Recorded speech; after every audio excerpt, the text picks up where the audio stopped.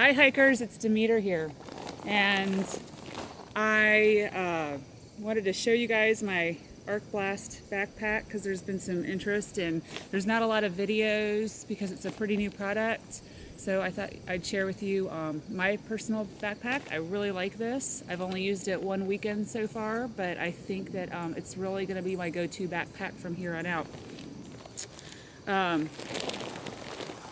It's been raining for 4 days and I've been working 3 nights this week, and I slept all day and woke up and the house was a wreck, and I thought it's a good time to go out with my backpack. It'll make everything better. So anyway, the first thing I have is a little piece of Tyvek that I keep with me. This is something that I learned from G-Hawk on our last Maha hang, and she says she never loses anything because she always puts down her Tyvek first and puts everything on there. So I have this packed for winter. So I'm going to show you what I have inside of here, and it'll give you an idea of how big this is. This is the 62 liter, and it is made to my measurements. I have a 20-inch torso and a large hip belt. I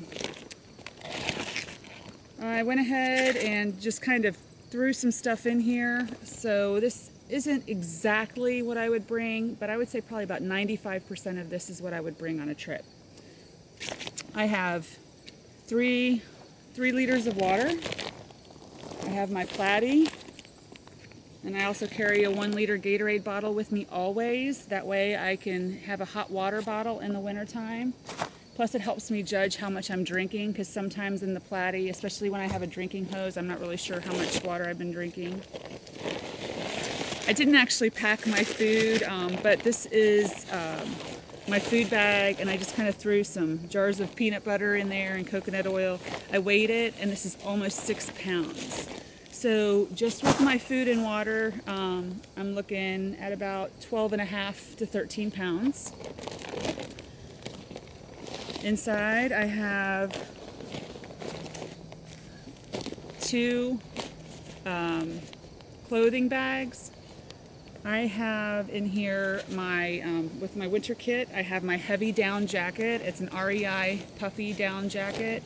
I have, wait, that's in this other bag. And I have my thermowrap pants. I'm a very, very cold sleeper. I get very cold when I'm at rest. I'm okay when I'm hiking. I freeze very easily. So I probably have more stuff than your average backpacker. And then I also have a fleece jacket in here. And this is my Zpacks Cuban fiber stuff sack that you can flip inside out and use it as a pillow. And that works okay, but I think I might actually bring a pillow. I really need a real pillow. I have my woolies. When it's cold, I hike in them during the day, and I'll sleep with them at night. I have my sock that I made last year.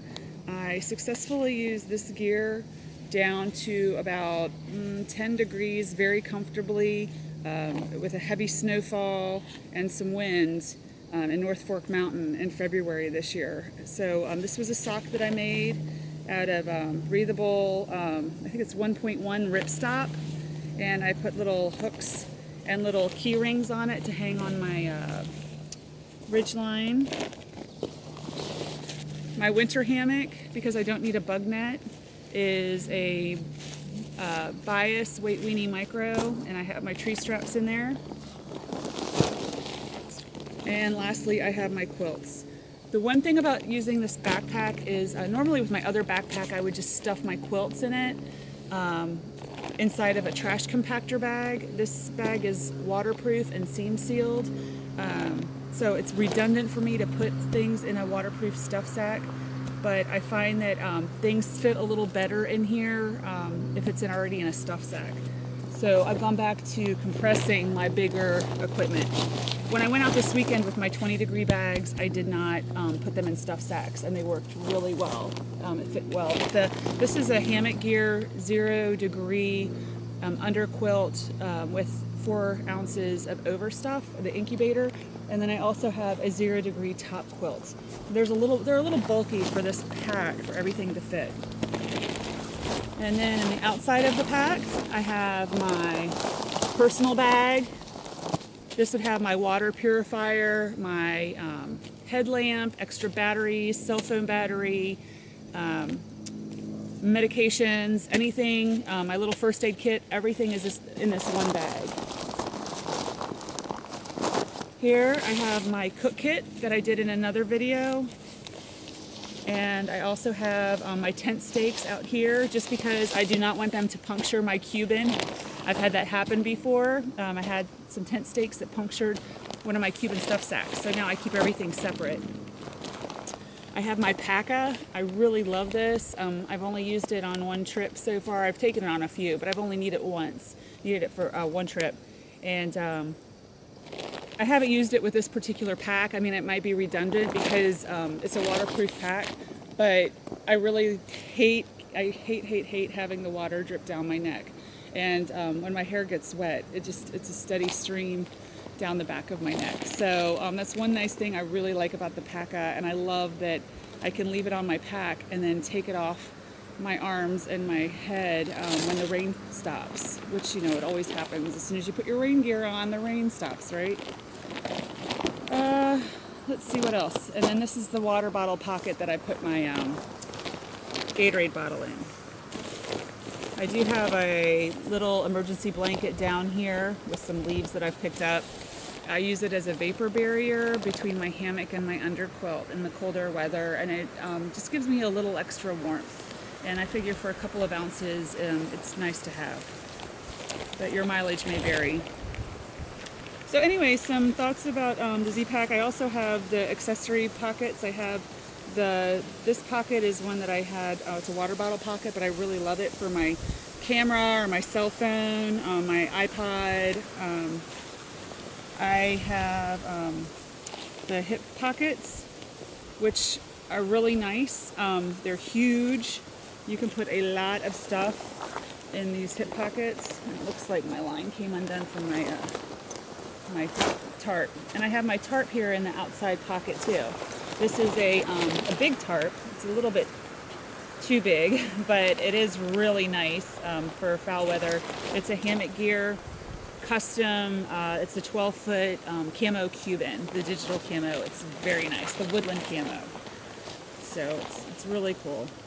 So anyway, the Arc Blast has the traditional Z-Packs closure with the Velcro.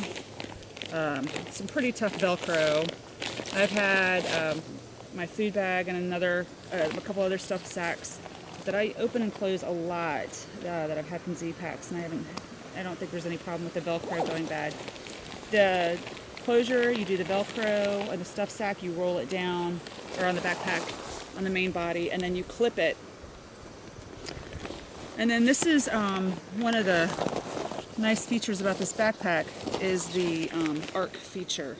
So I guess this would be an external frame backpack, but basically you have 3 stays. You have a carbon fiber stay here, across the top, and along the other side. And that is your only support. I was really worried about it because I thought it wouldn't be enough support. Then with the arc feature, the way you get the backpack to arc is that there are little tabs right here with some line, and you basically just arc the pack and then pull on the line. And I find this is, for me, it's easier to do when it's empty. So I'll do this real quick and we'll see how well we can get it to arc. Okay, and then I'll show you then the arc in the backpack right here. So far I really like the backpack. I was really worried because my original pack is a Gregory Jade women's backpack. Has tons of padding. I tried on every single pack at REI, and it was the pack that hurt me the least. So I was really hesitant to spend so much money on a pack that I'd never tried on. But I went ahead and just took a chance.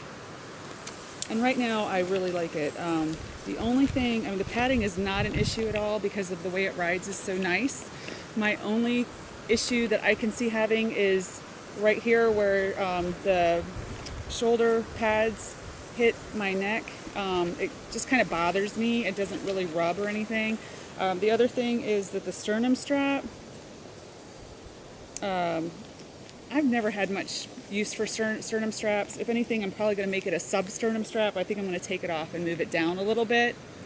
And that might help take a little bit of the pressure off my neck. I find that it just pulls the pack forward just a little bit. The other thing is, when you're walking, your arms can rub right here. It's not a big deal for me because I'm either using poles or I usually walk with my hands up here when I'm not using my poles and hold on to the shoulder straps. So that's my pack in a nutshell, and I'll get it loaded up and head home, see what we can find on the way there. So this is a shot. I hope I'm getting this okay. This is a shot of my Arc Blast. This is my version of trail walking around here where I live. I live in a tidal wetlands, so we have miles of deserted roads, but I can't get off the road very much or I'll be in the marsh mud up to my knees, and the ticks are pretty bad. But you can see how it rides. I don't know if you can see the arc feature very well, but it's actually, the mesh is against my back, and I put a hand behind my back between the pad and the mesh. And I didn't mention earlier, but I have about 25 pounds of gear in here right now with food and water. Maybe a little more. I didn't have a good scale to measure my pack with at home. But that's about it. And the pack itself weighs about 16 ounces. The accessory pouches are really lightweight. The pack itself, I want to say, was 15 ounces. I have about an ounce and a half of accessory pouches on here. I'll try to get a more precise measurement at another time. I can take it to work and weigh it there and let you know. But this thing rides like a dream. So if you're on the fence about it, I would really recommend you contact Joe at Zpacks and give it a try. I don't think you'll be disappointed. And by the way, with more of the arc in the back, I can definitely tell a difference in the pressure that's taken off of my shoulder straps. So maybe that's the only thing I'll need to do is just put a little more arc in it if I have any rubbing on my shoulders. So I hope you enjoyed the video.